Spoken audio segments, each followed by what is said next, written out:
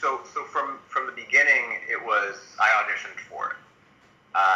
So it had a secret name called Casino Night, which is based on a level in the game called Casino Night. And so nobody really knew what they were auditioning for. My agent's assistant is a big gamer as well, so he told me, he's like, look, I think this is Sonic, just so you know. So I got excited. I'm Sonic, a little ball of super energy in an extremely handsome package. We didn't know that Jim Carrey was involved yet, right? Because news hadn't come out about it. So we're sitting and, I'm excited and I'm wondering who's going to play Robotnik. And then news comes out about Jim Carrey playing Robotnik, so I got really excited. Yeah. I grew up with Jim Carrey, Ace Ventura, all that stuff, was so huge to me. Are you in charge here? Yes, I am. Nope! I'm Wrong. I'm in charge. Allow me to clarify. We have Dr. Robotnik, that this is a character of the game, but yours wasn't a character, at least with... No. So how was that challenge of building this character without knowing so much about the background story of the character? Well, yeah, the character was written pretty straightforward on the script when I first got it. And then when we were shooting, it was pretty much talking with Jim and Jeff, and we started to evolve the relationship. And it was mainly after the first day, we started to play around, we started to improvise and find a few things here and there. And, then Jeff and, a couple of the producers and the writers started to, see this relationship that they didn't envision.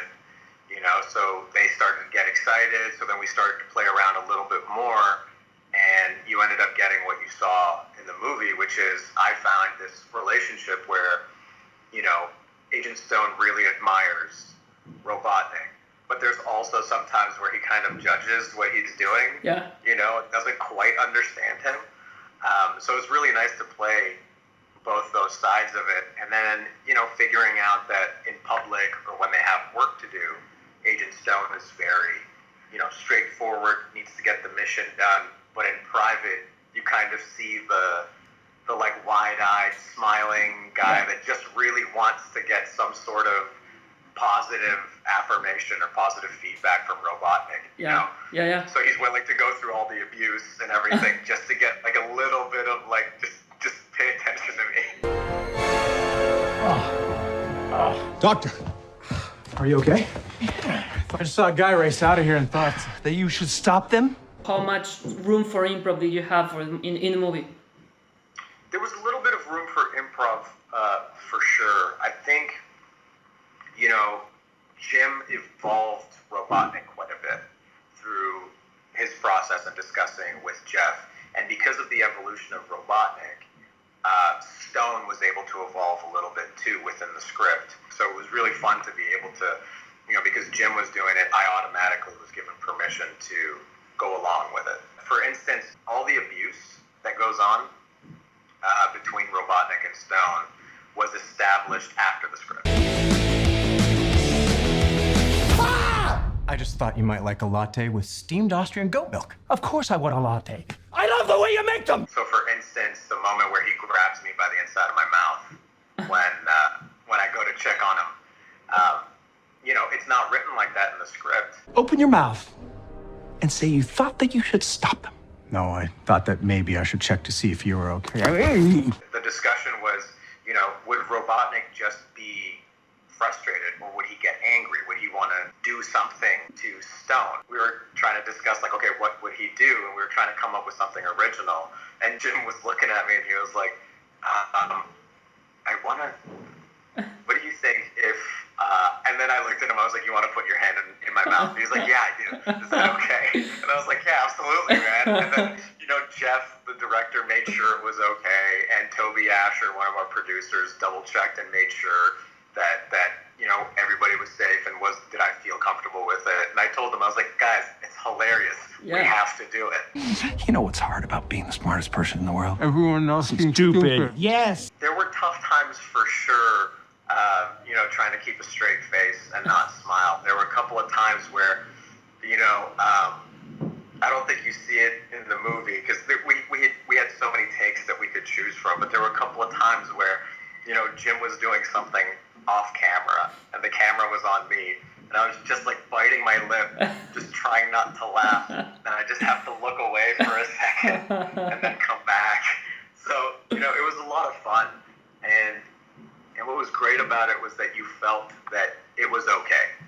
Yeah. You know, that was the whole point of the movie. You know, it's a fun movie. We're all supposed to be enjoying ourselves, and we're trying to get a job done for sure, but we're also trying to bring a loving, fun energy to what we were doing. So it was nice. It was nice to feel like it was okay to laugh. We could do another one. Gets a little lonely, but that's okay. I am living my best life on Earth. Ow! I think for sure we knew that the movie was going to be oriented to families, and the great thing is that our generation that grew up with the video games, or the original, like the first 3 video games or whatnot, we're now potentially the generation that was having kids. Yeah. So now they're aiming to the parents and to the kids of the same families if you're having those kids. But also, I mean, so many people working on that project grew up with Sonic. You know, Jeff Fowler and a lot of that team and Toby Asher grew up playing Sonic the Hedgehog. I grew up playing Sonic the Hedgehog, so we had a lot of commonality there, you know. And then on top of that, all of us were around the same age, and we grew up on Jim Carrey as well. You know, so we were talking about that. And then to see Jim on the first day doing what he was doing, all of us were like, oh my gosh, like, this is amazing. It's like we're working on this huge film about a video game that we grew up with, watching a guy that we grew up with doing what we first saw him do. Why are you hiding out in my garage? They're coming for me! If they steal my power, they could conquer the universe. You have to help me. No, I don't. Please, it's life or death. I think it's the first time that we lived something like this, that the audience go online and manage to change something of a movie. Yeah, I've never seen it before.